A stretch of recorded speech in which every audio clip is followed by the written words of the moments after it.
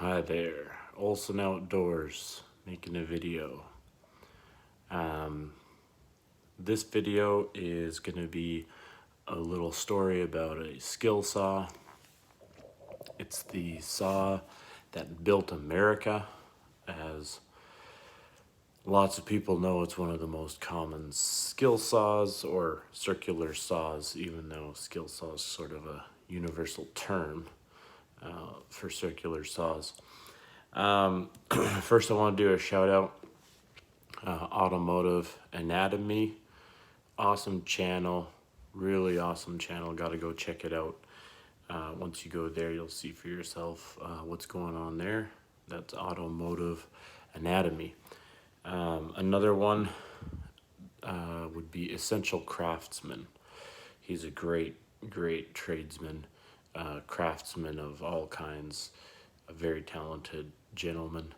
And that's where I first heard the phrase, the saw that built America. So here's the saw. It's a worm drive skill saw. I believe the actual code is model 77, which is pretty standard. Worm drive, 13 amps, type 16, whatever that means. And this is the professional grade saw. So this thing came up for 20 bucks on the local classifieds. I rang up the lady who was selling it, said I'd take it. It was a weekend chore day, and we were actually both heading to the waste disposal site in our area, and I helped them unload their truck and everything, and they said, you know what, you can just go ahead and have it. I insisted they take something, but they were grateful for the help, so they just said take it. Now it is in a little rougher shape than I originally thought. As you can see here, the thumb tab to move the guard is missing. The plastic D handle has a crack right there. Come on. Yeah, right there. And the rubber thing here is broken. What else do we got here? Oh, the top handle is missing completely. This little hood here is not in brutal shape, but I'll get to that. So basically there was just a couple of cosmetic things, and the handle were broken, and I Googled it and I thought, you know what, this thing's worth buying some parts for. So I've got all the parts right here. You can see, ordered them all, and it was amazing that you can still get parts for this thing.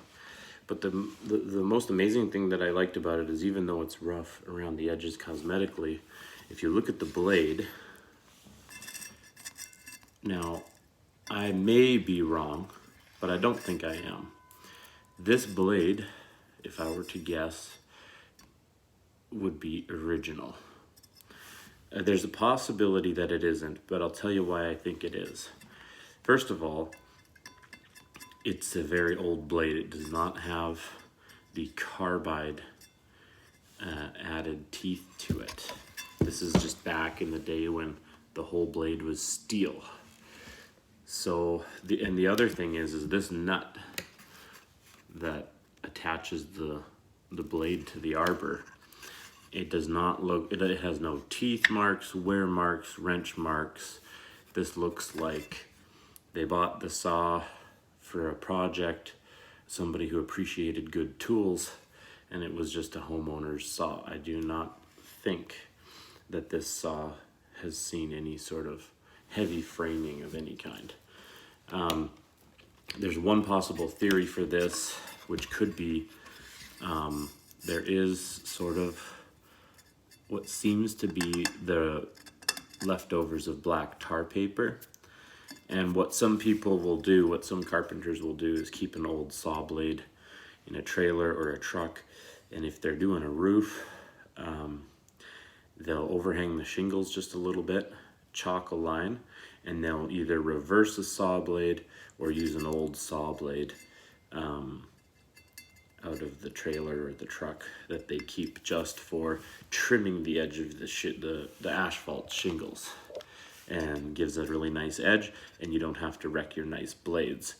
But usually the method that you use is the reverse blade on an old dull blade. The fact that this is still on here, even if the theory is that it's not the original blade, still shows the that I think if it had a heavy use, even as a secondary blade for cutting shingles, and I don't even know if it has, like, it's surprisingly sharp. I might even keep it and clean it up and try to sharpen that as well. But anyways, there you have it. It just seems like it's not very used, and when you turn it, like that worm gear, there's if we look at the back of it here, you know, there's the oil case. I don't know, just the mechanical parts of it, you know, there's a little bit of sawdust sticking here, you know, to this. There's a little bit of leakage there, but it's not like the whole thing is totally soaking wet. Like, it's probably just maybe a seal or something. I'm not even too worried about it. I feel like, based on what I've learned about these things, I shouldn't have to worry too much about that. If you open them up and mess around with them, sometimes that's enough to shorten their life. So anyways, I got some tools here.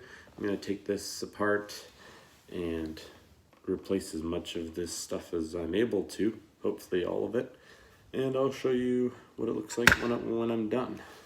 Oh, and this little hood thing that I was talking about, I thought since I'm ordering all the parts, it was like a couple bucks. So even though it's not broken, it is weathered and affected by UV. The new one is nice and gray. That one's all yellow. If it falls and cracks, because I do use my tools, I might keep this for a spare, try to restore it, but I thought, hey, for a couple of bucks, might as well finish her off nice. So that's the story about the Skilsaw worm drive thing, and I'm gonna replace those parts and show you what it looks like.